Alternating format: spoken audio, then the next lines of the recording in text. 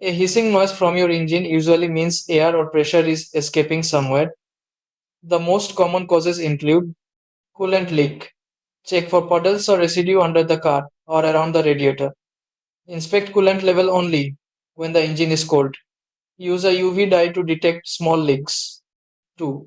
Vacuum leak, intake air leak, caused by loose hoses, bad gaskets, or a faulty PCV valve. You can use a smoke machine to find where air is escaping. 3. Exhaust leak. Look and listen around exhaust joints or flanges. Spray soapy water on suspected spots. Bubbles mean a leak. 4. AC refrigerant leak. If your air conditioning stops working, check for refrigerant leaks. Use AC dye to spot leaks around the compressor or lines. 5. Turbo issues.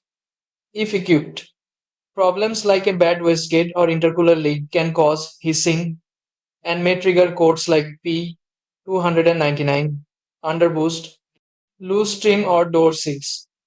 If hissing only happens while driving, check weather stripping windows and door seals.